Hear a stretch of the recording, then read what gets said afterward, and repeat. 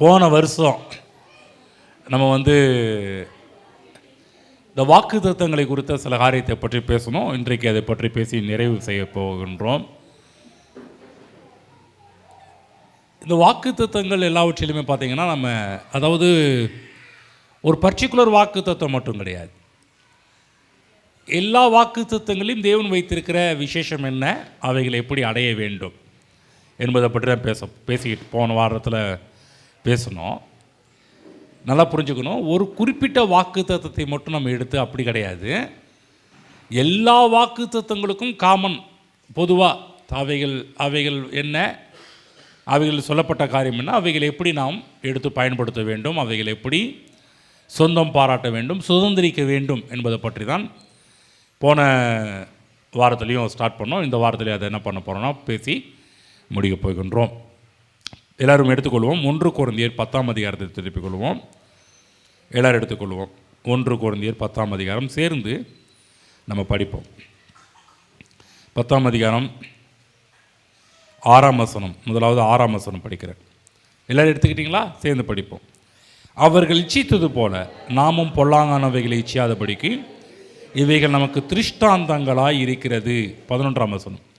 இவைகளெல்லாம் திருஷ்டாந்தங்களாக அவர்களுக்கு சம்பவித்தது, உலகத்தின் முடிவு காலத்தில் உள்ள நமக்கு எச்சரிப்பு உண்டாகும்படி எழுதப்பட்டும் இருக்கிறது. இந்த வாக்குத்தத்தங்கள் பழைய ஏற்பாட்டில் சொல்லப்பட்ட காரியங்கள் எல்லாமே இஸ்ரவேல் மக்களுக்கு தேவன் என்னென்னலாம் சொன்னாரோ அது எல்லாமே நமக்கு திருஷ்டாந்தங்களாக கருத்தில் வச்சிருக்கிறார். திருஷ்டாந்தங்களாக வச்சிருக்கிறாருன்னா அவங்கள பார்த்து எதை செய்யணும், அவங்கள பார்த்து எதை செய்யக்கூடாது என்பதை கற்றுக்கொள்ளக்கூடிய காரியங்களை தேவன் வைத்திருக்கிறார்.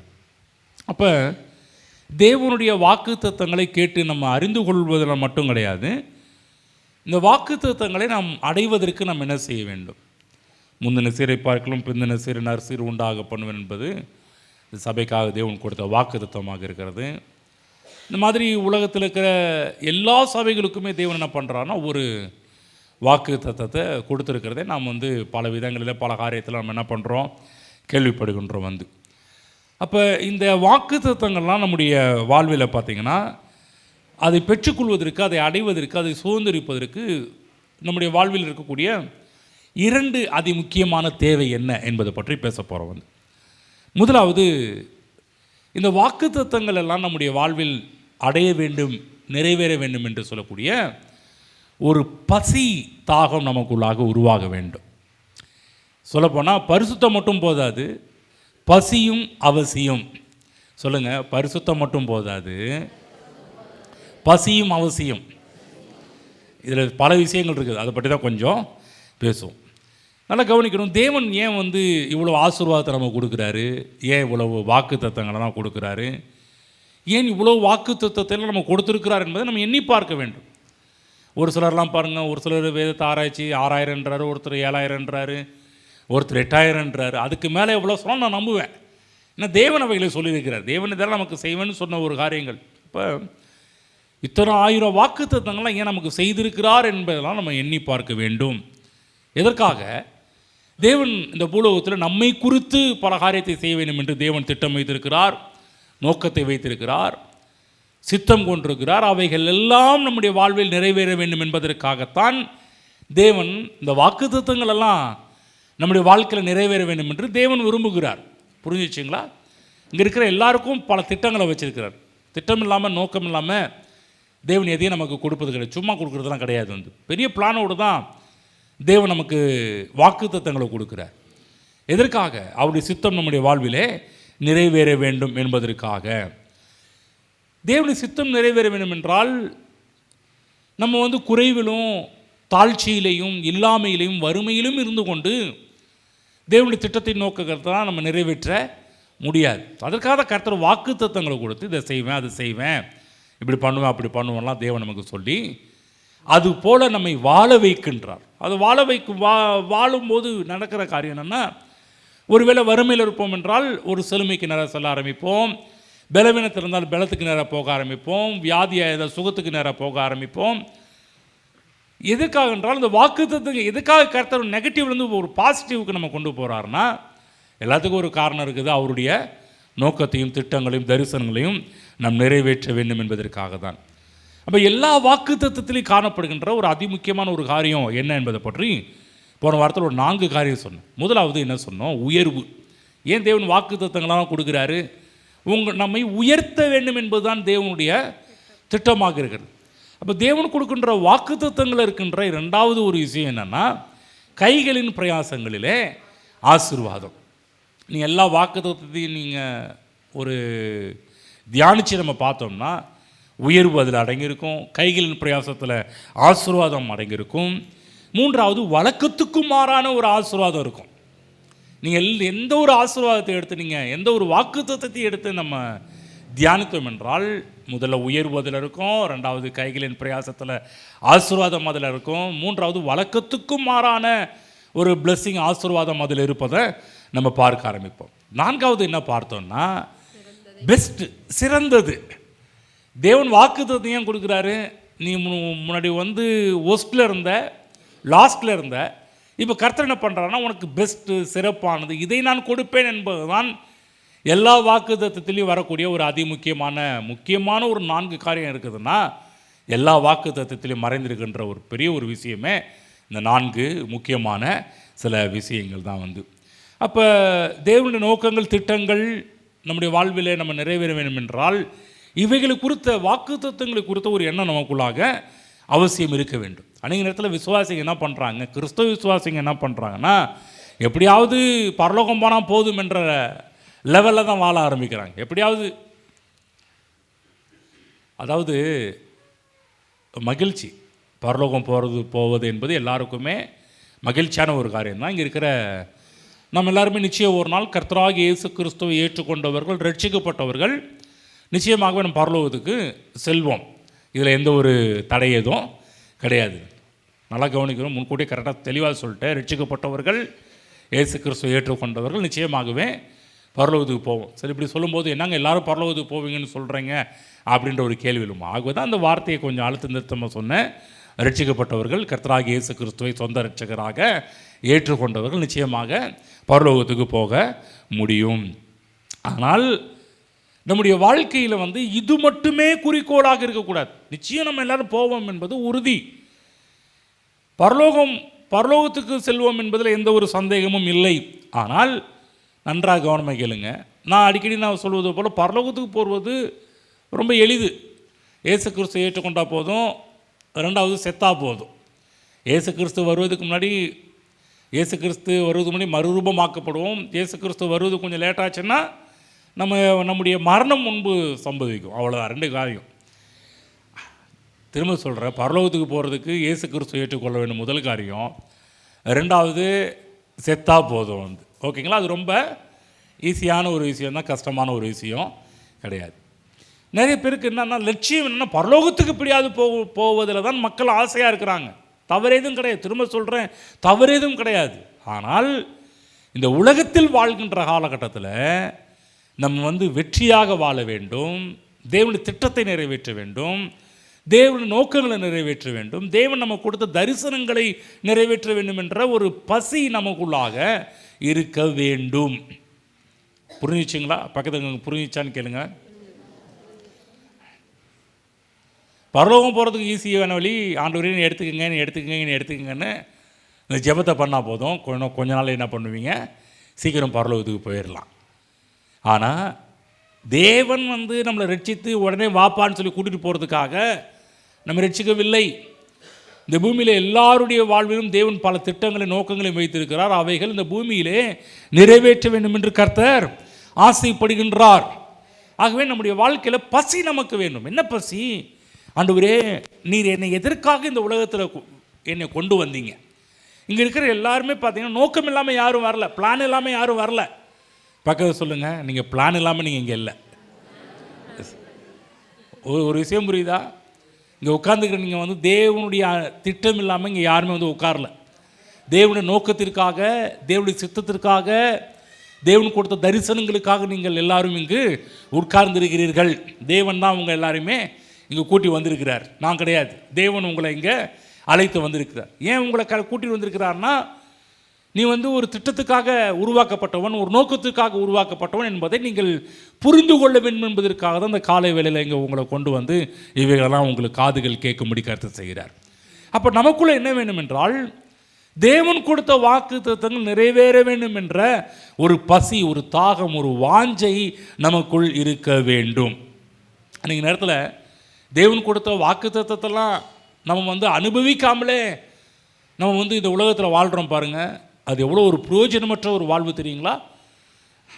ஆகவேதான் இந்த பூமியில் நம்ம பிரயோஜனம் உள்ளவர்களாக இருக்க வேண்டும் என்று கர்த்தர் விரும்புகிறார். அப்போ தேவனுடைய வாக்குத்தத்தங்கள் நம்முடைய வாழ்வில் நிறைவேறுவதற்கு நமக்குள்ளாக பசியும் வாஞ்சையும் உண்டாக வேண்டும். சொல்லுங்கள் பக்கத்தில், பசி உண்டாகணும், தாகம் உண்டாகணும். கவனிச்சிங்களா என்ன சொல்லிட்டு இருக்கிறேன்னு? பொதுவாகவே சரீரத்தை எடுத்துக்கங்க. சரீரத்தில் பசியும் எடுக்கலை, தாகமும் எடுக்கலை. என்ன நடக்கும் தெரியுங்களா? பசி எடுக்கலாம்னு ரொம்ப சந்தோஷப்படுவீங்களா? நல்ல வேலைக்குப்பா, பசியே இல்லை, காலை சாப்பாடு மிச்சம், மதிய சாப்பாடு மிச்சம், நைட் சாப்பாடு மிச்சம்னு சொல்லுவீங்களா? யாராவது சொல்லுவீங்க? யாரும் சொல்கிறது கிடையாது. மிச்சம்னு சொல்லுவீங்களா? நல்ல வேலைக்கு ஆண்டவரே எனக்கு நீங்கள் பசியை கொடுக்காமல் இருந்தீங்களா, அதுக்கு நன்றின்னு சொல்லுவீங்களா? இல்லை, நல்லா பசி எடுக்குது. இங்கே இருக்கிற எல்லாருக்குமே தாகம் எடுக்குது, பசி எடுக்குது. சரீரத்தில் தாகமும் பசியும் அவசியம். புரிஞ்சுச்சுங்களா? பக்கத்தில் சொல்லுங்கள், உங்கள் சரீரத்துக்கு பசி எடுக்கணும், தாகம் எடுக்கணும். புரிஞ்சுச்சிங்களா? நீங்கள் உங்களுக்கு சரீரத்தில் பசியும் தாகம் இல்லைன்னா, சிம்பிளாக சொல்லப்போனால், உங்களுக்கு பசியே எடுக்கலைன்னா உங்கள் சரீரத்தில் ஏதோ வியாதி இருக்குதுன்னு அர்த்தம். இப்போ சொல்லுங்கள் பக்கத்தில், பசி எடுக்கலைன்னா சரீரத்தில் வியாதி இருக்குன்னு அர்த்தம். புரிஞ்சுச்சா? முதல்ல ட்ரீட்மெண்ட் பண்ண ஆரம்பிக்கணும். சில பேர் ரொம்ப சந்தோஷங்க, பசியே இல்லைங்க, மிச்சம்னு சொல்லுவீங்களா, லாபம்னு சொல்லுவீங்களா? இல்லை, உங்கள் சரீரத்தில் ஏதோ டேமேஜ் ஆகிருக்குது, உங்கள் சரீரத்தில் ஏதோ சில பார்ட்ஸ் வீக்காக இருக்குது, உங்கள் சரீரத்தில் ஏதோ ஒரு பிரச்சனை ஸ்டார்ட் ஆகிருச்சு, அதனால தான் பசியே எடுக்க மாட்டேன். அதுதான் பாருங்கள், பசி இல்லை, தாகம் எடுக்கலை, தூக்கம் இல்லை, எல்லாமே அளவுக்கு மீறி போனாலும், அளவுக்கு குறைவாக இருந்தாலும் சரீரத்தில் பார்த்திங்கன்னா எல்லாமே டேமேஜ் ஆகிருக்கு, ஏதோ சில பிரச்சனை உருவாகிருக்குதுன்னு அர்த்தம்.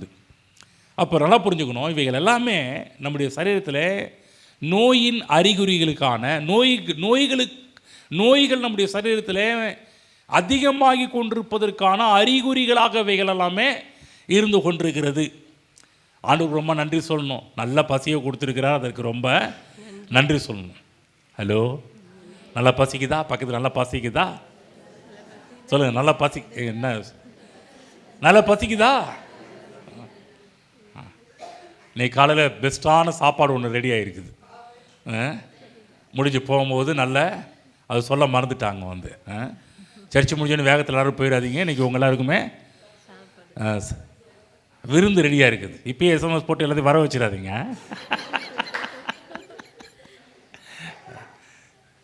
கவனம்னா செல்ஃபோனில் போய் யாருக்கும் ஃபோன் பண்ணிலாம் கூப்பிட்டுட்டு இருக்காது. உங்கள் எல்லாருக்காகவும் ஆயத்தமாக்கப்பட்டிருக்குது. நல்லா சாப்பிடுங்க. பசியே இல்லைன்னா சாப்பிட முடியுமா? என்னதான் விதவிதமான சாப்பாடு இன்னைக்கு காலையில் இறங்கினாலும் பசியே இல்லைன்னு வச்சிங்களேன், கஷ்டமாக இருக்கும். ரொம்ப ஃபீல் பண்ணுவோம். என்ன நம்மளால் சாப்பிட முடியாமல் போச்சு, ஐயோ இதை சாப்பிட முடியாது. சில நேரத்தில் தலைவலிக்கும் பாருங்கள். நல்லா எல்லாமே ரெடியாக இருக்கும், ஆனால் சாப்பிட்றதுக்கு மூடையிலன்னா ரொம்ப வருத்தமாக இருக்கும். சே, இந்த தலைவலி இதெல்லாம் சாப்பிட முடியாமல் பண்ணிருச்சேன்னு சொல்லி ரொம்ப ஃபீல் பண்ணுவோம் சில நேரத்தில். கவனமாக கேளுங்க, பசி ரொம்ப ரொம்ப அவசியம். அப்போ என்ன பண்ணணும்? பசி இல்லை அப்படின்னு சொன்னால் உடனே நம்ம சரி பண்ணணும். என்ன பிரச்சனை, சரீரத்தில் என்ன பிரச்சனை, ஏன் பசி எடுக்க மாட்டேன்து என்பதை நம்ம சரி செய்து கொண்டு நம்முடைய சரீரத்தை மெயின்டைன் பண்ணுவோம்னா நம்ம சரீரம் சரியாக வளர ஆரம்பிச்சோம். அதே போல் தான் தேவனுடைய வாக்குத்தத்தங்களை குறித்து ஒரு பசி இருக்கணும், தாகம் இருக்கணும். என்னுடைய வாழ்வில் இது நிறைவேறணும், இந்த வாக்குத்தத்தம் நிறைவேறணும், தேவன் கொடுத்த தரிசனம் நிறைவேறணும், தேவன் எதுக்காக எந்த நோக்கத்துக்காக இந்த வாக்குத்தத்தத்தை கொடுத்துருக்கிறாரோ அது என்னுடைய வாழ்வில் நிறைவேற வேண்டும் என்ற ஒரு பசி நமக்குள்ளாக ஏற்பட வேண்டும். அது மிக மிக அவசியம். ஆமென். இங்கே இருக்கிற எல்லாருக்கும் ஒரு துடிப்பு இருக்கும், நான் முன்னேற வேண்டும் என்ற ஒரு பசி இருக்கணும், நான் மேலே வர வேண்டும் என்ற ஒரு பசி இருக்கணும், வெற்றி அடைய வேண்டும் என்ற ஒரு பசி இருக்கணும், ஜெயிக்க வேண்டும் என்ற ஒரு பசி இருக்க வேண்டும். இல்லைங்க வந்தால் வரட்டும் போனால் போகட்டும், அப்படி கிடையாது. அப்படி இருக்கக்கூடாது. சில பேர் பாருங்க, அவருடைய சித்தங்க அவர் சித்தம் என்னமோ அது பாட்டு நடந்துட்டு போட்டுங்க அப்படின்னு வாங்க. நல்ல கவனம் மக்கள், தேவனுடைய சித்தம் என்ன? நான் தான் போன வாரத்தில் சொன்னேன், உயர்வு, கைகளின் பிரயாசங்களில் ஆசீர்வாதம், வழக்கத்துக்கும் மாறான ஒரு பிளெஸிங், எல்லாவற்றிலும் சிறப்பு. தேவனுடைய திட்டம் சித்தம் இதுதான். ஆனால் இவைகளை குறித்த ஒரு பசி நமக்கு இருக்க வேண்டும். வாஞ்சை ஒவ்வொரு நாளும் நம்முடைய வாழ்விலே அதிகமாக வேண்டும். இதெல்லாம் இல்லை அப்படின்னா நீங்கள் உங்கள் வாழ்வை வீணடிக்கிறீர்கள். அப்போ தேவனுடைய வாக்குத்தத்தம் உங்களுக்கு வரும்போது நன்றாக புரிந்து கொள்ள வேண்டும். அந்த வாக்குத்தத்தங்கள் மீது நமக்கு ஒரு பசி தாகம், வாஞ்சை நமக்கு உருவாக வேண்டும். இன்னும் சொல்லப்போனால் ஒரு ஆசை உருவாகும். ஆகவே தான் பரிசுத்தம் மட்டும் போதாது. பரிசுத்தம் நல்லது, பரிசுத்தம் வேணாம் நான் சொல்ல வரல. பரிசுத்தம் நல்லது, பரிசுத்தம் அவசியம். ஆனால் ஒரு விஷயம் கவனமாக கேளுங்க, பரிசுத்தம் மட்டும் போதாதுன்னு சொல்ல வரேன். கிறிஸ்துவ வாழ்விலே முன்னேற்றம் அடைவதற்கு, தேவனுடைய வாக்குத்தத்தங்கள் நம்முடைய வாழ்வு நிறைவேறக்கு ஒன்லி பரிசுத்தம் மட்டும் போதாது, பசியும் நமக்கு அவசியம். இந்த பரிசுத்தம் எல்லாம் பார்த்தீங்கன்னா ஒரு அஸ்திபாரம் போல். எப்படி ஒரு பில்டிங்க்கு அஸ்திபாரம் அவசியம் இல்லைங்களா? அஸ்திபாரம் இல்லாமல் ஒரு மேலே பில்டிங் கட்ட முடியாது. அதான் இயேசு கிறிஸ்து சொன்னார் இல்லையா, கற்பாறையின் மேல் ஆழமாய் தோண்டி அஸ்திபாரம் இடப்பட்ட வீடு நிலைச்சி நிற்கும், மணல் மேலே கட்டப்பட்ட வீடு, அஸ்திபாரமே இல்லாத வீடு சீக்கிரத்தில் விழுந்து விடும் என்றெல்லாம் போடப்பட்டிருக்கு. அப்போ பரிசுத்தம் என்று சொல்லக்கூடியது நம்முடைய வாழ்க்கையில் ஒரு அஸ்திபாரம் போல். அப்போ ஒன்லி அஸ்திபாரம் மட்டும் போதாது, பத்தாது.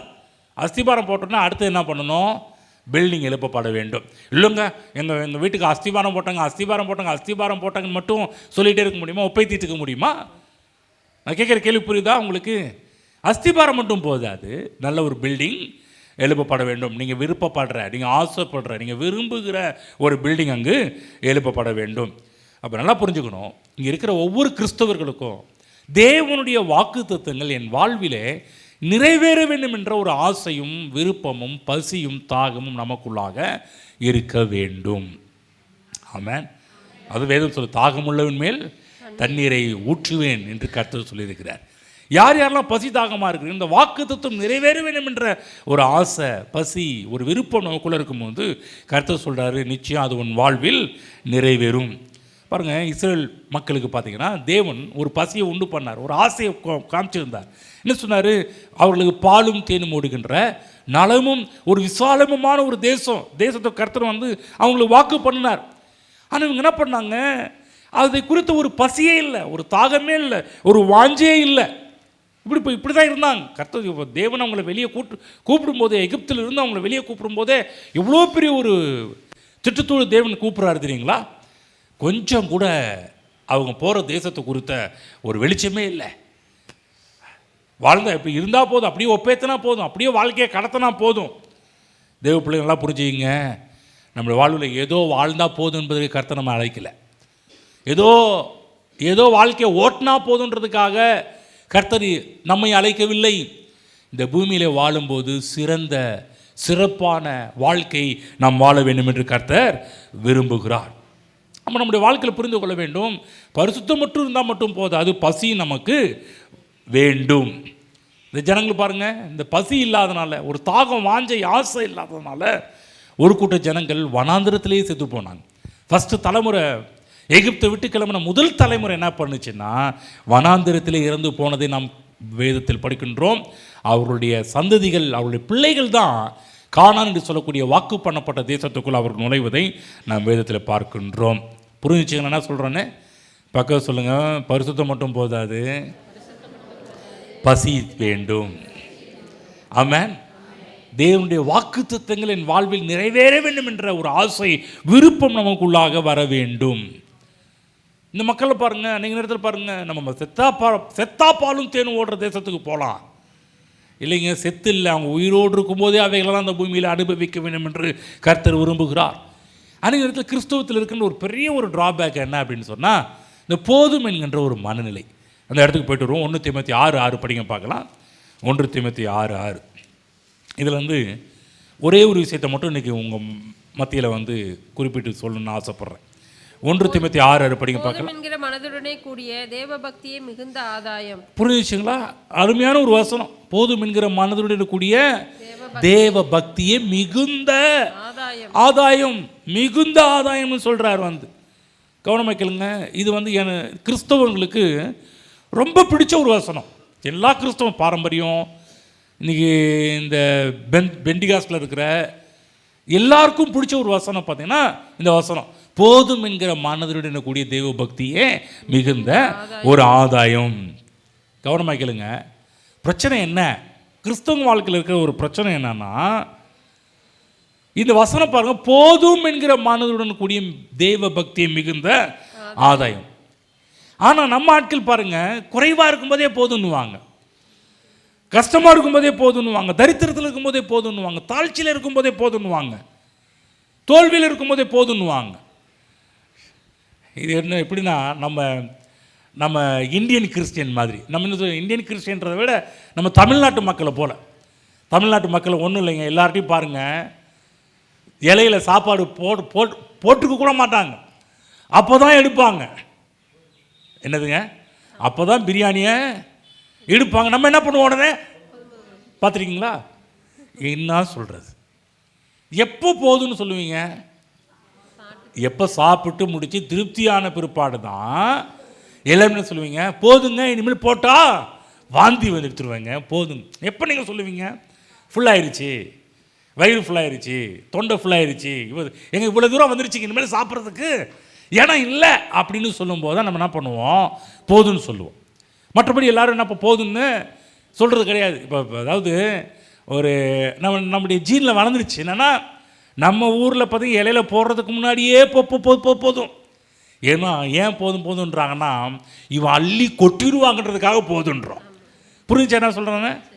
ஏன் போதுன்றோம்? நம்ம விட்டா அள்ளி கொட்டிடுவாயா, கொட்டினா நம்ம சாப்பிட முடியாதையா, அதுக்குன்னு நம்ம போதுன்றோம். பாருங்கள், நம்ம ஊரில் இருக்கிற மென்டாலிட்டி வேறு. ஆனால் கிறிஸ்தவத்தில் பாருங்கள் என்ன பண்ணுறாங்கன்னா, போதும் என்கிற மனதுடன் கூடிய தெய்வ பக்தியை மிகுந்த ஆதாயம்னு சொல்லும்போது இதை சொல்கிறது யாருன்னா, கஷ்டப்படுறவங்க, வறுமையில் இருக்கிறவங்க, தரித்திரத்தில் இருக்கிறவங்க, இல்லாமல் இருக்கிறவங்க, ஏழ்மையில் இருக்கிறவங்க. நான் சொல்கிறேன், ஏழ்மையில் இருக்கிறவங்க போதுங்களா? உங்கள் வாழ்க்கை போதுங்களா? நான் சொல்கிறேன், உங்களுக்கு இப்போ இருக்கிற பணம் போதும். இப்போ உங்கள்கிட்ட கேட்குறேன், இப்போ இருக்கிற வருமானம் போதுமான்னு கேட்குறேன், என்ன சொல்லுவீங்க? இப்போ நான் உங்களை பார்த்து, இன்றைக்கி வரக்கூடிய வருமானம் போதுங்களா? இப்போ உங்கள் சரீரத்தில் இருக்கிற பலன் போதுங்களா? யோசிச்சு பாருங்க. பலன் அவசியமாக இருக்குது. நமக்கு இருக்கிற வருமானம் நம்ம என்ன பண்ணுறோம்? இப்போ முதலாளியில் சண்டை போடுறோம், என்னங்க போன வருஷமும் அதே சம்பளம், இந்த வருஷமும் அதே சம்பளம், கொஞ்சம் ஏற்றி போடுங்க அப்படின்றோம் இல்லைங்களா? சொல்கிறோமா இல்லைங்களா? வீடு வாடகைக்கு விடுறவங்களாம் பார்த்தீங்கன்னா, இந்த பழைய வாடகையை கொடுத்துருக்குன்னு சொல்கிறது கிடையாது. 2 வருஷம் வரும்போது என்ன பண்ணுறது? 2 வருஷத்துக்கு ஒரு டைம் என்ன பண்ணுறாங்க? சில பேர் வருஷத்துக்கு ஒரு டைம் வாடகை ஏற்றுறாங்க. சில பேர் 2 வருஷத்துக்கு ஒரு டைம் என்ன பண்ணிடுறாங்க? வாடகை ஏற்றுறாங்க. அவங்க இல்லைங்க போதுங்க எங்களுக்கு போதுன்றாங்களா? என்னதான் நிறைய வீடுகள் வாடகை கூட்டாலும் 2 வருஷத்துக்கு ஒரு டைம் அவங்க வாடகையை ஏற்றிட்டு தான் இருப்பாங்க. அவங்கள யாருமே பார்த்தீங்கன்னா போதும். நல்லா கவனிக்கணும். கிறிஸ்துவ விசுவாசிகள் நாம் புரிந்து கொள்ள வேண்டும். எப்போ நம்ம போதும் அப்படின்னு சொல்லுவோம்னா, எல்லாம் நிறைவாக இருக்குதுன்னு சொல்லும்போது, திருப்தியாக இருக்கும் போது தான் நம்ம போதும் என்ற ஒரு வார்த்தையை பயன்படுத்த முடியும். புரிஞ்சிச்சுங்களா? புரிஞ்சிச்சா என்ன சொல்லிட்டு இருக்கிறோன்னு? ஆகவே ஆவிக்குரிய வாழ்க்கையில் கூட கர்த்தராகிய இயேசு கிறிஸ்து ஜெபத்தை கற்றுக் கொடுக்கும்போது அழகான ஜெபத்தெல்லாம் கற்றுக் கொடுக்குறாரு. பரலோகத்தில் நம்முடைய சித்தம் செய்யப்படுவது போல பூமியிலையும் செய்யப்படுவதாக. அப்போ நம்முடைய வாழ்க்கையில் பரலோகத்தில் சித்தம் அது இந்த பூமியில் செய்யப்பட வேண்டும். அதற்கு நான் சொல்கிறேன், இப்போ இருக்கிற காரியம் நமக்கு பத்தாது, இன்னும் வேண்டும். அப்போ போதும் என்கிற மனதிற்குரிய தெய்வ பக்தி மிகுந்த ஆதாயம்னு யாருக்கு சொல்கிறாரு? கவனமாக கேட்கணும். இந்த வேத பகுதியில் நிறைய போதிச்சிருக்கிற சபையில் இது பர்டிகுலராக ஐஸ்வர்யவான்களுக்காகவே எழுதுகிறார், ஏழைகளுக்கும் தரித்திரத்துக்கு எழுதலை. பாருங்க, அதிலே பார்த்தீங்கன்னா 17ஆம் வசனம் படிக்கிறோம் பாருங்க. இவ்வுலகத்தில் ஐஸ்வர்யம் உள்ளவர்கள் இருமாப்பான சிந்தையுள்ளவர்களாக இராமலும், அப்புறம் பாருங்க 9ஆம் வசனம் படிக்கிறேன், ஐஸ்வர்யவான்களாக விரும்புகிறவர்கள். பாருங்க, ஏற்கனவே பார்த்து கவனமாக கேட்கணும். நான் உங்களுக்கு ஏற்கனவே இந்த வேத பகுதியை ஒரு நாள் போதிக்கும் போது என்ன சொன்னேன்னா, இந்த போர்ஷனை, இந்த வேத பகுதியை பவுல் யாருக்காக போதிக்கிறார்னா, அன்றைக்கி இருக்கிற பெரிய பெரிய ஐஸ்வர்யவான்களுக்கு போதிக்கிறார், இருக்கிறவங்களுக்கு போதிக்கிறார், இல்லாதவங்களுக்கு போதிக்கலை. புரிஞ்சிச்சிங்களா? அப்போ இருக்கிறவங்க, நிறையா இருக்கிறவங்க பார்த்தா போதும் என்கிற மனதோட வாழுங்க. அப்படி ஒருவேளை நிறையா இருந்துச்சுன்னா என்ன சொல்கிறாரு? 18ஆம் வசனம், நன்மை செய்யுங்க, நற்கிரிகளில் ஐஸ்வர்யவான்களாகுங்க, தாராளமாக கொடுங்க, உதார குணமுள்ளவர்களாக இருங்க. புரிஞ்சுக்கலாம். நிறைய இருக்கிறவங்க பார்த்து சொல்கிறார், நீங்கள் போதும் போதும் என்ற லெவலில் வாழுங்க, இருக்கிறத என்ன பண்ணுங்க, இப்படிப்பட்ட காரியத்துக்காக எடுத்து பயன்படுத்துங்கன்றார். ஆனால் சபை என்ன பண்ணுச்சு ஒரு காலகட்டத்தில், இதை ஏழைகளுக்கே போதிச்சிருச்சு. அதனால் போதுங்க போதுங்க போதுங்க போதுங்க இந்த லெவலே வாழ்ந்துட்டு இருக்கிறாங்க. நான் சொல்கிறேன், தேவனுடைய திட்டம் நிறைவேறுவதற்கு இன்னும் நமக்கு வேண்டும். உங்களுக்கு போதுன்னா மீதியெல்லாம் என் அக்கௌண்ட்டுக்கு அனுப்பிடுங்க. எத்தனை பேர் போதுன்றீங்க? ஹலோ, போதும்னா உங்களுக்கு ஒரு குட் நியூஸ் சொல்கிறேன். போதும்னா மீதியெல்லாம் என் அக்கௌண்ட் நம்பருக்கு 1003 வருதில்ல, அது என்னுடைய அக்கௌண்ட் நம்பர். எவ்வளோ நாளும் நீங்கள் என்ன பண்ணலாம், அனுப்பிடலாம். ஆனால் இப்போ அனுப்ப மாட்டீங்க. ஏன் அனுப்ப மாட்டீங்க? என்ன இவ்வளோ தேவை இருக்குது தெரியுங்களா? அந்த தேவை இருக்குது, இந்த தேவை இருக்குது, அது பண்ணணும், இது பண்ணணும், அது செய்யணும், இது செய்யணும். அப்போ நான் சொல்கிறால நல்ல கவனமாக, கடவுள் ஏன் நம்மளை ஆசீர்வதிக்கிறார்? ஏன் வாக்குத்தத்தங்களை கொடுக்குறார்? இவைகள் ஒரு நோக்கத்துக்காக தேவன் கொடுக்குறார். தேவனுடைய திட்டம் நிறைவேறுவதற்காக கொடுக்குறார். அதற்காக நம்மளை ஐஸ்வர்யவான்கள் ஆக்குறார். ஏன் தேவன் நம்மளை பணக்காரர் ஆக்குறார், ஐஸ்வர்யவான்கள் ஆக்குறார்னா, நல்லா கவனமாக கேட்கணும். நல்ல விஷயத்தை மனதில் வச்சுக்கிங்க. நம்ம யாருன்றதை காமிக்கிறதுக்காக கிடையாது, தேவன் யார் என்பதை நம் மூலமாக காண்பிப்பதற்காக தான் தேவன் அப்படி ஆக்குறார். ஆபிரகாம் என்ற ஒரு மனுஷன் தேவன் வெளியே கூப்பிட்டு என்ன பண்ணார்? அவனை பெரிய ஆளாக்குனார், செல்வ சீமான ஆக்குனார், வெள்ளியும் பொண்ணுமுடைய சீமான ஆக்குனார். எதுக்காக? அவர் யாருன்றதை காமிக்கிறதுக்கு பண்ணாரா? கிடையாது. அவர் மூலமாக தேவன் யார் என்பதை காண்பிப்பதற்காக. அப்போ நல்லா புரிஞ்சுக்கணும், நீங்கள் தேவனுடைய வாக்குத்தத்தங்கள் நிறைவேற ஆசைப்படணும், வாஞ்சிக்கணும், பசி வேணும். ஏன்னா நான் யாருன்றதை காமிக்கிறது கிடையாது, தேவன் யார் என்பதை காண்பிப்பதற்காக. புரிஞ்சிச்சிங்களா? பக்கத்தில் புரிஞ்சிச்சிங்களா? இந்த பசி வேணும், விருப்பம் வேண்டும், ஆண்டவரே நீங்கள் என் மூலமாக வெளிப்பட வேண்டும்.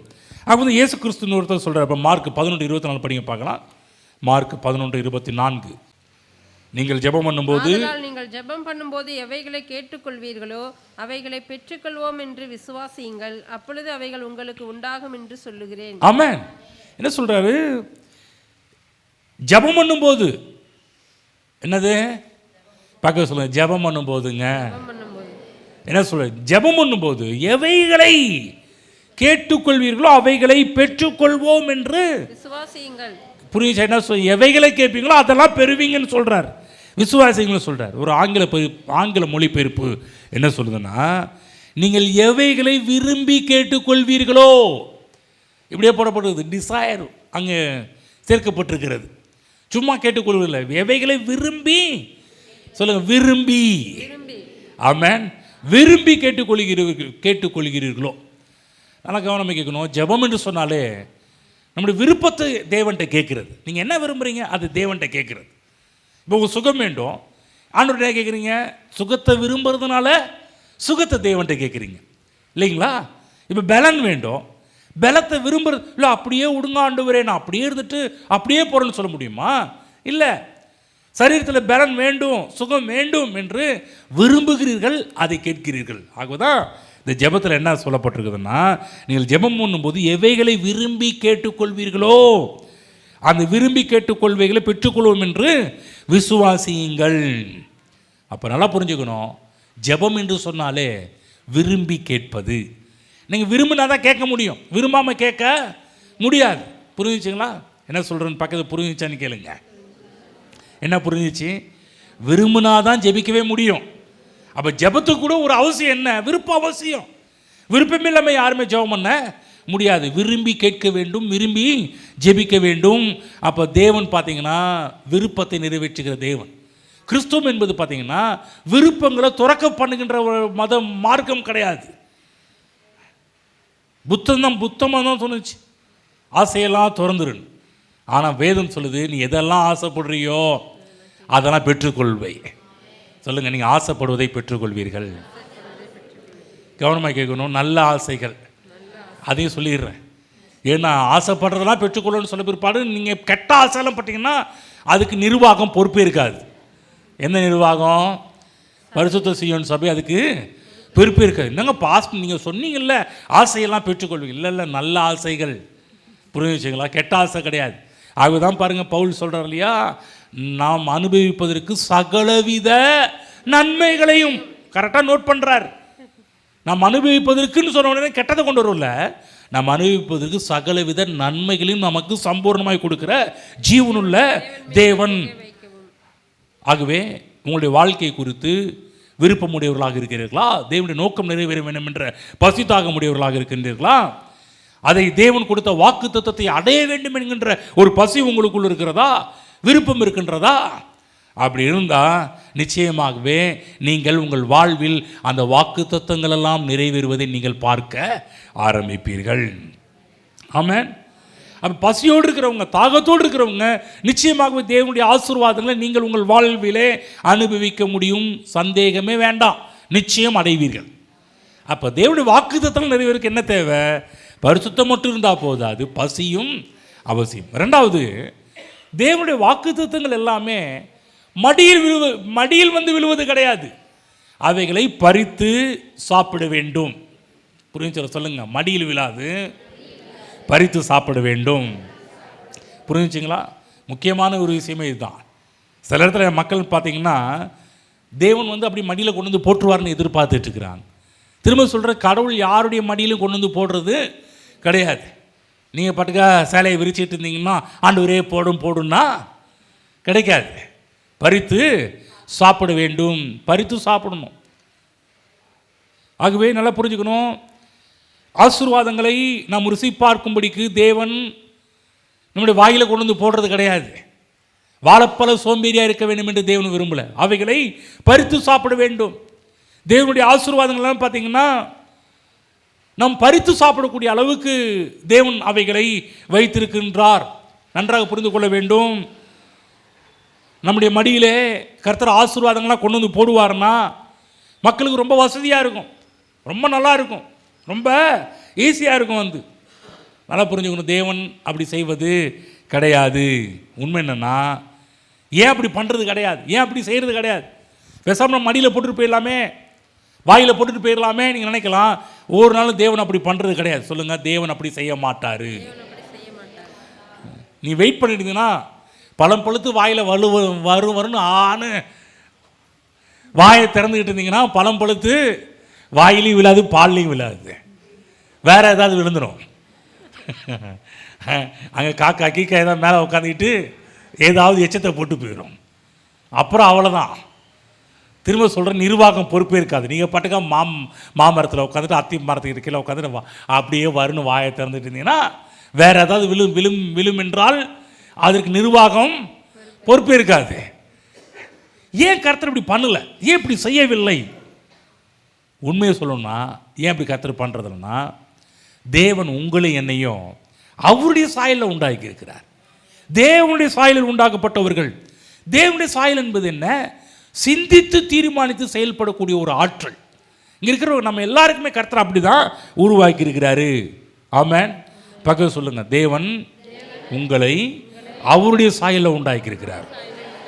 புரிஞ்சுங்களா? ஆகவே தான் தேவன் மடியில் கொண்டு வந்து போடுறதும் கிடையாது. உங்கள் வாயில் அப்படியே பழம் பழுத்து வாயில் அப்படி நழுவி போகிற மாதிரியும் கர்த்தர் வைக்கிறது கிடையாது. வந்து நல்லா கவனமாக கேட்கணும். ஒருவேளை தேவன் வந்து நம்ம மடியில் கொண்டு வந்து போடுறவராக இருந்தார்னா நம்ம எல்லாருமே தேவ சாயல் அற்றவர்களாக இருப்போம். சொல்லப்போனால் ஒரு ரோபோட்டா, ஒரு மிஷினா, ஒரு எந்திரமாக தான் நம்ம இந்த பூமியில் வாழ ஆரம்பிச்சிருவோம். திரும்ப சொல்கிற, தேவன் ஒரு எந்திரமான் உங்களை என்னையும் பார்க்கல, ஒரு பொம்மையாக உங்களை என்னையும் பார்க்கல. கீ கொடுத்தா ஆப்ரேட் பண்ணுற ஒரு பொம்மையாக தேவன் நம்மளை வைக்கல. சார்ஜ் போட்டால் இயங்குகிற ஒரு ரோபோட்டாக தேவன் நம்மளை வைக்கல. திரும்ப சொல்கிறேன், நீங்கள் ரோபோட்டோ இயந்திரமோ அல்ல, தேவனுடைய சாயலில் உருவாக்கப்பட்டவர்கள். இப்போ தேவ சாயல் என்ன? சிந்தித்து தீர்மானித்து செயல்படக்கூடிய ஒரு ஆற்றல் உள்ள ஒரு சாயல். அப்போ என்ன, நாங்கள் இங்கே சிந்திக்கணும், தீர்மானிக்கணும், அவை பிற்பாடு அவைகளை எடுத்து பயன்படுத்த வேண்டும். படிப்போம் ஒரு வசனம், உபாகம் 30:19 படிங்க பார்க்கலாம். உபாகம் 30:19, நான் ஜீவனையும் மரணத்தையும் ஆசீர்வாதத்தையும் சாபத்தையும் உனக்கு முன் வைத்தேன் என்று உங்கள் மேல் வானத்தையும் பூமியும் என்று சாட்சி வைக்கிறேன். ஆகையால் நீயும் உன் சந்ததியும் பிழைக்கும்படிக்கு நீ ஜீவனை தெரிந்து கொண்டு நீ ஜீவனை தெரிந்து கொள். கவனமாக கர்த்தர் இங்கே வந்து 2 காரியம் ஆப்ஷன் வைக்கிறாரு. என்ன ஆப்ஷன்? முதலாவது ஜீவன் மரணம், 2வது ஆசீர்வாதம் சாபம். சொல்லுங்க, ஜீவன் மரணம், ஜீவன் மரணம், ஆசீர்வாதம் சாபம். ஆசீர்வாதம் ஓகே, புரிஞ்சுச்சுங்களா என்னன்னு? இங்க என்ன சொல்றாரு? நான் சொல்லிட்டு, ஆகையால் நீயும் உன் சந்ததியும் பிழைக்க வேண்டும் என்றால் நீ ஜீவனை தெரிந்து கொள். என்ன ஆண்டவரே, பேசாம ஜீவனை அப்படியே மடியில் போட்டுட்டு போக வேண்டாம்? என்ன ஆண்டவரே, அந்த ஆசீர்வாதத்தை என் மடியில் போட்டுட்டு போயிட வேண்டாம்? கர்த்தர் சொல்றாரு, ரெண்டுத்தையும் வச்சுட்டேன், வானத்தி பூமி சாட்சியும் வச்சுட்டேன், உனக்கு முன்னாடி வச்சிருக்கிறேன்னு. இப்போ என்ன சொல்றாரு? நீ சொல்லுங்க பக்கத்தில், நீ நல்லா சொல்லுங்க, நீ. வேற யாரும் இல்லை, நீங்க தான். கரெக்டாக நீ மட்டும் தொக்கி நிற்கிது பாருங்க, தனியாக நிற்கிது பாருங்க. நீ கரெக்டாக ஓரத்தில் கொண்டு போய் வச்சுட்டாரு பாருங்க. பக்கத்தில் ஏதாவது ஜியை சேர்த்துட்டானா நீ ஜீன்னு வந்திருக்கும், நீ ஜீவனை அப்படி வந்துடும், நீ ஜீன்னு வந்திருக்கும். கர்த்தர் பாரு கரெக்டாக எழுது, நீ ஜீவனை சூஸ் பண்ணு, தெரிந்து கொண்டு. புரிஞ்சு, நீங்கள் தான் செலக்ட் பண்ணணும், சூஸ் பண்ணணும். அதே போல் தேவன் வாக்குத்தத்தத்தை கொடுத்துருக்கிறாருன்னா நீங்கள் சூஸ் பண்ணணும். எஸ், நான் இப்படி வாழ்வேன், நான் இப்படி இருப்பேன். கர்த்தர் இந்த வாக்குத்தத்தத்தை எனக்கு நற்சீர் பொருந்துன்னு சொன்னால் நற்சீர் பொருந்து பண்ணுவார். பூமியில் இருக்கிற சகல ஜாதிகளும் நான் உன்னை கீர்த்தியும் புகழ்ச்சியுமா வைப்பேன்னு சொன்னார்னா எஸ், என் தேவன் இப்படி வைப்பார்னு நாம் தெரிந்து கொள்ள வேண்டும். தீர்மானித்து நாம் அவைகளை செலக்ட் பண்ண வேண்டும். ஜீவனும் நன்மை நமக்கு முன்னாடி இருக்குது, ஆசீர்வாதம் சாபமும் நமக்கு முன்னாடி இருக்குது. இப்போ நீங்கள் எதை சூஸ் பண்ணணும்? நன்மைகளை சூஸ் பண்ணணும், ஜீவனை சூஸ் பண்ணணும், ஆசீர்வாதத்தை நீங்கள் தேர்ந்தெடுக்க வேண்டும். ஆமென். புரிஞ்சுங்களா? திரும்ப சொல்கிறேன், தேவன் யாரிடமும் எதையும் திணிப்பது இல்லை. கிறிஸ்துவம் என்பது ஒருத்தரை கட்டாயப்படுத்தி, வலுக்கட்டாயப்படுத்தி ஒருத்தரை கொண்டு வருகின்ற ஒரு மார்க்கம் அல்ல கிறிஸ்தவம். ஊரில் அப்படி பேசுகிறாங்க, இவங்கெல்லாம் இது கொடுத்து அதை கொடுத்து மக்களை மாற்றுறாங்கன்னு உலகத்தில் இருக்கிற தப்பாக பேசுகிறாங்க. ஆனால் தேவன் மனுஷனை உண்டாக்கும்போது, ஆரம்பத்திலேயே ஆதியிலே மனுஷன் உண்டாக்கும்போது ஏதேன் தோட்டத்தில் நன்மை தீமை விரித்தக்க விருட்சத்தையும் நன்மை தீமை அறியத்தக்க விருட்சத்தையும் ஜீவ விருட்சத்தையும் வைத்துட்டு கர்த்தர் அவன்கிட்ட சொல்கிறாரு, இந்த மரத்தினுங்க நீ சாப்பிடாத என்று தேவன் அவனுக்கு சொல்கிறார். ஆனால் பாருங்க, கர்த்தருக்கு தெரியும், தப்புன்னு தெரியும். இவன் பறித்து சாப்பிடும்போது கூட கர்த்தர் அவனை தடுத்து நிறுத்தவில்லை. சிலர் கேட்பாங்க, எங்க கர்த்தருக்கு தெரியாதா அவன் போய் தப்பான ஒரு கனியை சாப்பிட போறானே, கர்த்தருக்கு தெரியாதா அவனை தடுத்து நிறுத்திருக்க வேண்டாமா? கர்த்தர் அவனை தடுத்து நிறுத்தியிருப்பார் என்றால் அவர் தன்னையே அழித்து கொண்டதுக்கு ஈக்குவலாக போயிடும். ஏனென்றால் தேவன் கடவுள் மனுஷனை எப்படி உண்டாக்குனாரு? தேவ சாயலை உண்டாக்குனார். இப்போ அவன் தான் சூஸ் பண்ணணும், வாழ்வா சாவா அவன் சூஸ் பண்ணணும். ஆனால் ஆதி மனிதன் ஆதாம் தன்னுடைய வாழ்வில் பிற்போக்கானதை சூஸ் பண்ண ஆரம்பித்தார். அவர் பாதித்தது மட்டுமல்ல, முழு உலகமும் பாதிக்கப்பட்டது. தேவ பிள்ளைகளே, இன்றைக்கு கர்த்தர் பாருங்க, இந்த உபாகம் 30:19 என்ன சொல்கிறாருன்னா, ஆதாமுக்கு நான் என்ன சூஸ் த பெஸ்ட் ஆன்சர் வச்சுருந்தனோ அதே தான்ப்பா இப்போ உனக்கு சூஸ் த பெஸ்ட் ஆன்சர் வச்சுருக்கிறேன். ஜீவனும் நன்மையும் அந்த இடத்துல போடப்பட்ட ஜீவனும் மரணம், ஆசீர்வாதம் சாபம். ஆனால் தேவன் நல்லவர் பாருங்க, நமக்கு கொஸ்டினையும் அவர் கொடுத்து பதிலையும் கர்த்தர் எழுத வைக்கிற பெஸ்ட்டு டீச்சர். ஹலோ, என்ன அருமையான சார் பாருங்க. இந்த மாதிரி சார் கிடைச்சா நீங்கள் எல்லாத்துலேயுமே பாஸ் ஆகிடலாம். ஆனாலும் சில கூறுகட்ட ஸ்டூடெண்ட்டுக்கு இருக்கிறாங்க. நீங்கள் என்னதான் நீங்கள் ஜீவன் சொல்ல நாங்கள் மரணத்தை தான் சூஸ் பண்ணோம், அவன் டிக்கெட் போகிறாங்க. அவன் நல்லா கவனமாக கேளுங்க, கர்த்தர் நல்லவர், உங்கள் மேலே என் மேலே இன்னைக்கு கிருபை உள்ளவராக இருக்கிறார். பாருங்க, நீ எக்கேடு கட்டு போன்னு சொல்லி கர்த்தர் விடல. மனுஷன் தான் எக்கேடு கட்டு போன்னு விடுவான். கடவுள் பாரு, நீ எக்கேடு கட்டு போன்னு விடல. கர்த்தர் நீ நல்வாழ்வு வாழ வேண்டும் என்று விரும்பி நீ ஜீவனை தெரிந்து கொள். ஆமென். ஆகவே கர்த்தருடைய வாக்குத்தத்தங்கள்லாம் அப்படியே தானாக பழிச்சிடாது. தேவன் சொல்லிட்டாருன்றதுக்காக இல்லைங்க நற்சீர் பொருந்து பண்ணுவேன்னு சொன்னதுக்காக நற்சீர் உண்டாகாது. அதன் மீது பசி உண்டாகணும், அதன் மீது அதை பறித்து சுதந்திரிக்க வேண்டும். சூஸ் பண்ணி அதை செலக்ட் பண்ணி நாம் அவைகள் நம்முடைய வாழ்வில் நடப்பதற்கு எல்லா காரியத்தையும் நாம் செய்ய வேண்டும். புரிஞ்சுங்களா? தேவனுடைய சித்தம் என்ன? நாடி விரும்பி அவைகளை செயல்பட வேண்டும். அப்போ நம்முடைய வாழ்வில் எதிர்பார்க்கணும், இந்த வாக்குத்தத்தம் என் வாழ்க்கையில் நிறைவேற வேண்டும் என்ற ஒரு ஆசை, விருப்பம், அவைகள் நாடி ஓட வேண்டும். ஆனால் இஸ்ரேல் ஜனங்களுக்கு அது இல்லை. ஒரு கூட்ட ஜனமே பாருங்கள், வனாந்திரத்திலே செத்து போச்சு. பசியும் இல்லை, சுதந்திரிக்க வேண்டும் என்ற ஒரு ஆசையும் அவங்களுக்குள்ள இல்லாமல் போயிடுச்சு. சுதந்திரிக்காமலே போயிட்டாங்க. யோசிச்சு பாருங்க, வனாந்திரத்திலே இவங்க எல்லாருமே செத்து போன நம்ம வேதத்தில் பார்க்க ஆரம்பிக்கின்றோம். தேவன் ஏகப்பட்ட அற்புதங்களை செய்து அவர்களை விடுவித்தார். ஆனால் விடுவித்தார். ஆனால் அவங்க இந்த ஜனங்களை பாருங்கள், தேவன் வாக்கு பண்ணின அந்த கானான் என்று சொல்லக்கூடிய நலமும் விசாலமும் பாலும் தேனும் ஓடுகின்ற அந்த தேசத்தின் மீது ஒரு ஆசையும் இல்லை, வாஞ்சையும் இல்லை. அங்கே போய் சுதந்திரிக்க வேண்டும் என்ற எண்ணம் இல்லை. இவங்க பேசுகிற பேச்செல்லாம் தப்பு தப்பாகவே பேச ஆரம்பிக்கிறாங்க. நாங்கள் செத்தா நல்லா இருக்கணும், நாங்கள் செத்தா பரவாயில்ல, செத்தா பரவாயில்லன்னு இப்படியே பேச ஆரம்பிக்கிறாங்க. எங்களை சாகடிக்கிறதை ஏன் கொண்டு வந்தீங்கன்னு அப்படி பேச ஆரம்பிக்கிறாங்க. அது மட்டும் இல்லை, அங்கு ராட்சத பிறவிகள், அவங்க பார்வைக்கு நாங்கள் வெட்டி கிளிக்கல போல இருந்தோம் அப்படி பேச ஆரம்பிக்கிறாங்க. எல்லாம் தப்பு தப்பாகவே. சுதந்திரிப்பதற்கு பதிலாக, தெரிந்தெடுப்பதற்கு பதிலாக அவங்க என்ன பண்ணுறாங்கன்னா, தங்கள் நாவினால் தீமையை, மரணத்தை தெரிந்து கொண்டார்கள்.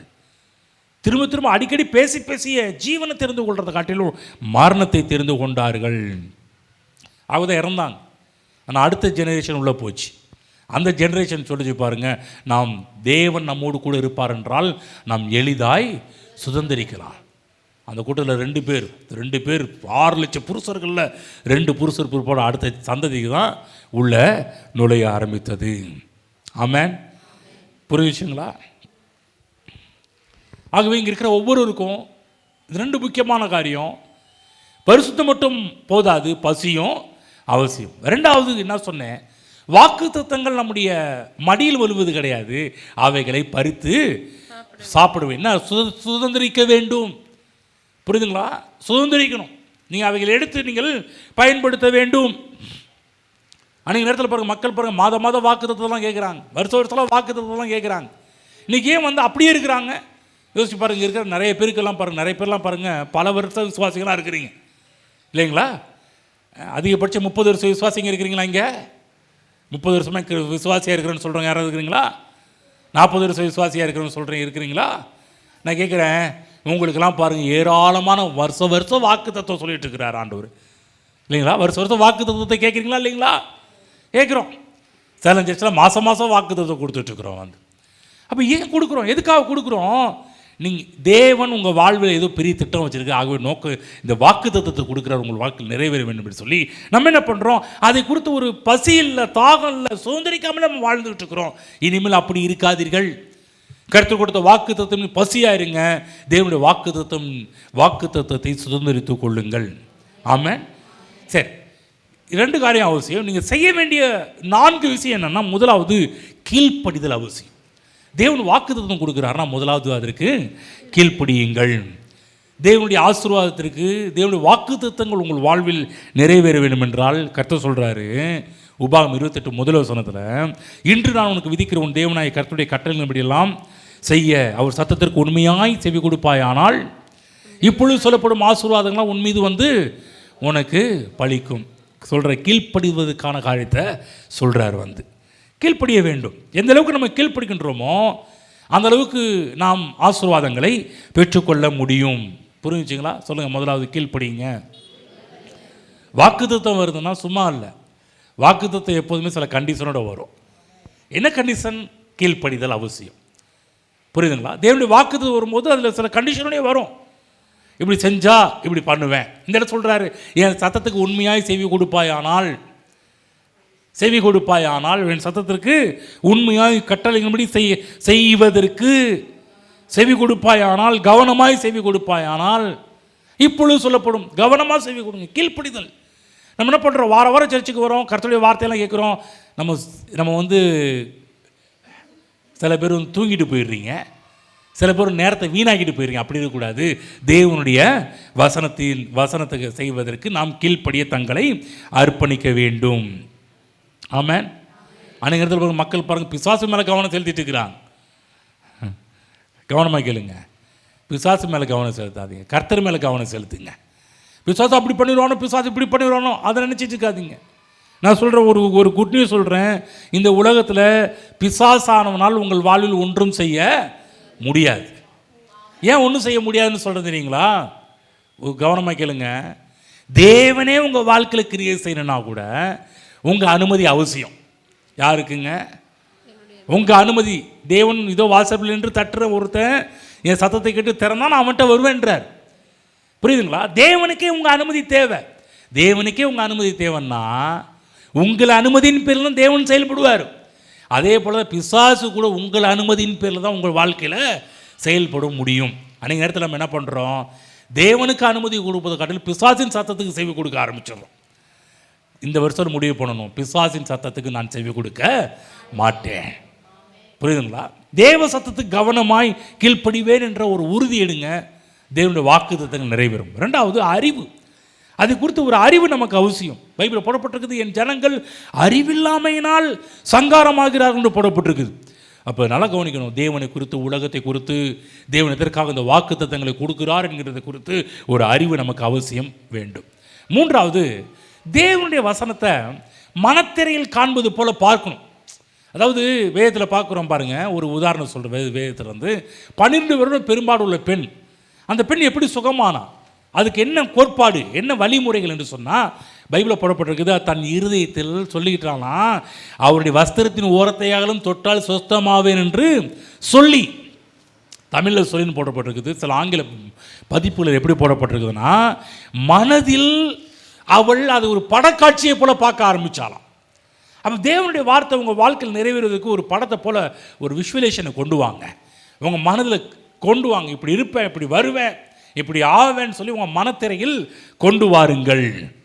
சொல்லுங்கள், மனத்திரையில் கொண்டு வாருங்க. முதலாவது கீழ்ப்படிதல், ரெண்டாவது அறிவு, மூன்றாவது மனத்திரையில் காணுங்கள். உங்கள் மனதில் அவைகளை காணுங்கள். புரியுதுங்களா? இந்த பெண்மணி சுகம் பெற்றதுக்கான அறிவு எப்படி சுகம் பெற்றுவோம்னா, 12 வருஷம் தீராத ஒரு வியாதி எப்படி சுகமாச்சுன்னா, தேவனுடைய வார்த்தை கேள்விப்பட்டது மட்டுமல்ல, மனத்திரையில் காண்பது போல் அவைகளை பார்க்க ஆரம்பித்தாள். அதான் அவள் சுகத்தை கொண்டதுக்கான அறிகுறியாக இருந்துச்சு. அப்போ இந்த வருடத்தில் கர்த்தர் நற்சீர் உண்டாகுவேன்னு சொன்னார்னா, அவங்க மனதில் நற்சீர் உண்டாகுவேன், கீர்த்தி புகழ்ச்சியமாக கர்த்தர் வைப்பா, அதை மனதில் கொண்டு வரணும். எங்கெங்கெல்லாம் கர்த்தரை கீர்த்தி புகழ்ச்சி அங்கே அது மனதில் கொண்டு வைக்கணும். இன்னும் பல வாக்குத்தத்தங்களை கர்த்தர் உங்கள்ட்ட பர்சனலாக கூட பேசியிருக்கலாம். அப்போ நீங்கள் இவைகளுக்கு கீழ்ப்படியணும், அதை குறித்த ஒரு அறிவு வேண்டும். மூன்றாவது, அதை உங்கள் மனதிலே பார்க்க ஆரம்பிங்க. நான் இப்படி தான் இருப்பேன், கர்த்தர் வாக்குத்தத்தை கொடுத்து நான் இப்படி தான் வாழ்வேன், இப்படி தான் இருப்பேன் என்பதை உங்கள் மனத்திரையிலே கொண்டு வாருங்கள். நான்காவது நமக்கு தேவையானது விடாமுயற்சி. சொல்லுங்கள், விடாமுயற்சி. ஆமென். புரியுதுங்களா? யார் யாரெல்லாம் அந்த விடாமுயற்சி அவங்களுக்கு இருந்துச்சோ அவங்களாம் தங்களுடைய வாழ்விலை பெற்று கொண்டிருக்கிறார்கள். புரியுதுங்களா? நம்ம என்ன பண்ணுறோன்னா, வாக்குத்தத்தங்கள் இந்த ஜனவரி 1ஆம் தேதி கொடுக்கப்படுது இல்லையா? நம்ம என்ன பண்ணுவோம், சில பேருக்கெல்லாம் பாருங்கள், ஜனவரி லாஸ்ட்டுக்குள்ளேயே அவங்களுக்கு என்ன வாக்குத்தத்தம் கிடச்சிச்சுன்றதே மறந்து போயிடுவாங்க. ஆகவே நீங்கள் மறக்கக்கூடாது என்பதற்காக நாங்களும் பல முயற்சிகள் செஞ்சு வாக்குத்தத்த அட்டையெல்லாம் அடித்து கொடுத்தா கூட வாக்குத்தத்தம் அப்படியே இருக்கும். அடுத்த வருஷம் கேட்டு பாருங்க. சார், உங்கள்கிட்ட ஒரே ஒரு கேள்வி வைக்கிறேன். போன வருஷம் இந்த சபையில் என்ன வாக்குத்தத்தம் கொடுத்தாங்க?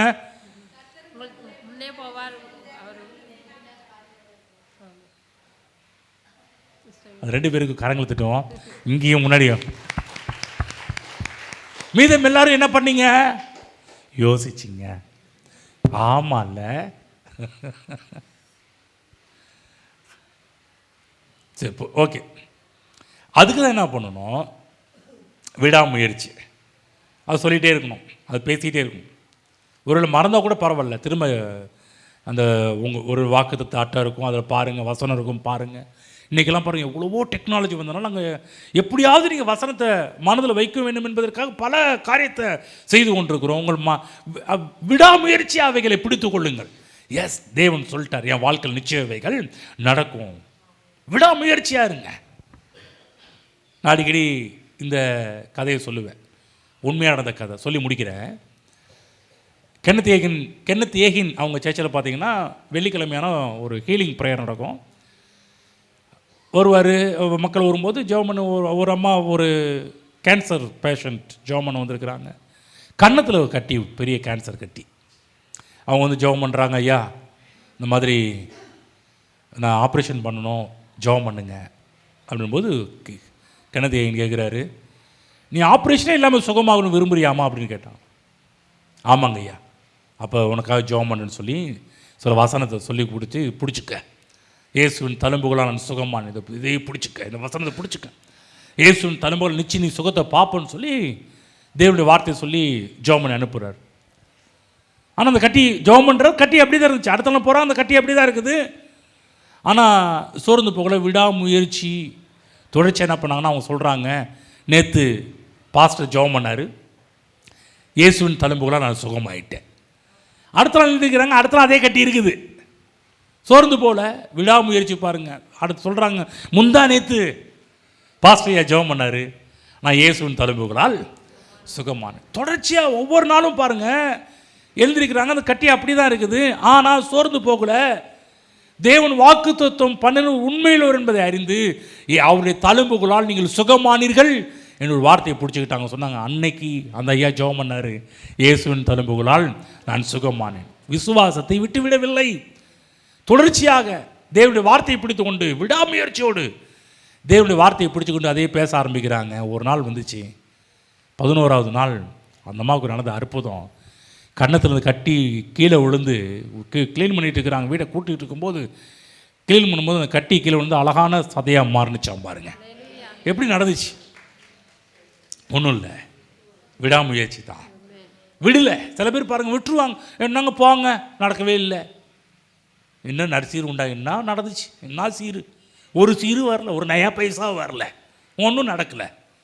அப்படி இல்லை, விட்டுறக்கூடாது. தேவன் சொன்னார்னா நிச்சயம் அவர் செய்ய வல்லவராக இருக்கிறாரு, நிச்சயம் எனக்கு செய்வார். ஏன் இந்த வாக்குத்தத்தத்தை கொடுத்தாருன்னா தேவன் என்னை குறித்து ஏதோ ஒரு நோக்கம் வச்சிருக்கிறார், திட்டம் வச்சிருக்கிறார். அது நிறைவேறணும் அவர் ஆசைப்படுறார். நீங்களும் ஆசைப்படணும். அதுமாதிரி பசிதாக உண்டாகணும். இந்த வாக்குத்தத்தங்கள்லாம் மடியில் வந்து விழாது.